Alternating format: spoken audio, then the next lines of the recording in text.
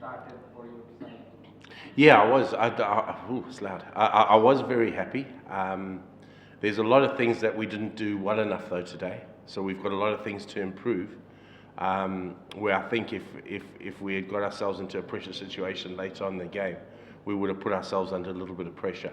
And I talk about not getting a batsman getting a 70, certainly not getting our lengths right with the ball. I thought particularly early in the power play, we weren't, what's the word, ruthless enough. And then I didn't think we were ruthless enough at the back end. So although I'm really happy with the performance, we've got a lot to build on, which is great. It's a good position to be in. What about Sheikh Mehdi? He was tremendous well, and he also did well in the West Indies. Do you feel he carried the momentum from Indies to here and from GSL too? Yeah, I think he did. He's had an outstanding sort of last 6 weeks. I thought Mehdi was brilliant for us in the GSL. You're right, he carried that form into the West Indies 2020 series. He was exceptional in that, and he was very, very good here.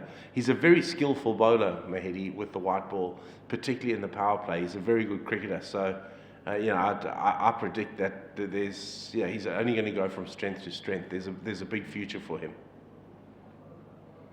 Yes, please again. What about Sai? He got some time in the wicket, so is that helped him to score some runs?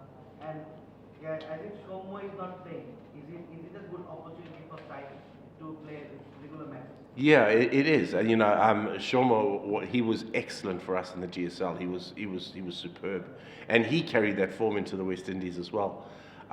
He was really good. But it is an opportunity now for Saif to make that number 3 position his own. We saw enough in the West Indies. He didn't play the first 2 games and then came into the team, and we saw enough from him to know that he's a very, very good player. We think he bats in 1 gear, so there's a lot of work that we can do around match management with him, but he's got a lot of talent. So I'm pretty excited about Saif. You've got an exciting fast bowler Naid in your team who bowled really well. So, how's your take on Naid? Yeah, Naid he's very special. I think he's going to be. It's so good to see a quick bowler like that coming out of Bangladesh. He's very, very good, and I think he'll go a long way in international cricket.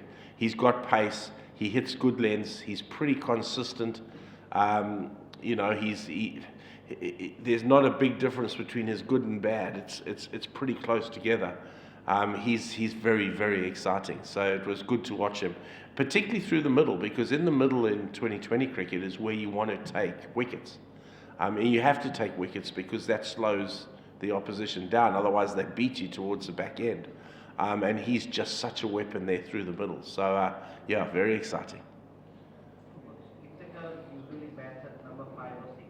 So what was the plan with Iftikhar standing at number 4 and giving him some time at the crease? Well, I think for Iftikhar, it's just about his experience. When we tried to set up our batting, it was all pretty much Hales and Taylor at the top. Saif has to bat number 3, and then you got Iftikhar, Kushtal, Sahan, the captain, all sort of preferring to bat at the best. So for me, it was about the guy with the most experience, and Iftikhar has that experience. I coached Iftikhar a lot with Pakistan, and I also kind of fell into that trap of having Iftikhar only at the back end. I think he's a better batsman than that. So hopefully in this competition, we see Ifti make some real match-winning contributions for us at number 4. Coach, you have Azul Haque Tamim, the under-19 captain in your squad. Do you see him in the practice? He did well in the NCL T20 also. Yeah, no, I've seen him. I'm very impressed with Tamim. Hopefully at some point in this competition we can give him opportunities, because half of the aim of the BPL, yes, of course we want to win it, but I would love to go away from here having made a guy like Tamim a better player, because I think that's also a responsibility we have, and he does look very good. He's a leader. He's keen. He trains hard. He works hard at his game, and he's got a huge amount of potential. So hopefully at some point in this competition we can give him an opportunity. Coach, you are the part of Dhaka Dynamites in 2015. Yes, that was a long time ago. Now you are in 2024. So in these 9 years, what sort of difference you see in the BPL? How it is has developed, and what's the difference you see in this 9 years? I think the competition's gone from strength to strength because, after doing Dhaka Dynamites in 2015, I went into international cricket and then continued in that phase. But I've always watched it because I really enjoyed my time. I'm with a really good franchise now.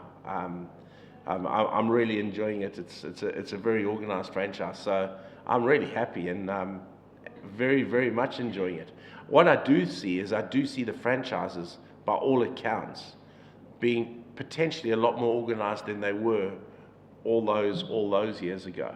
And the competition's grown. It was mind-blowing actually walking into the stadium today when the other game was on and looking, and it was nearly a full house, which was fantastic to see on a Monday afternoon. So the competition certainly has got a lot of it's certainly got a lot of pull since I was here last in 2015. Thank you.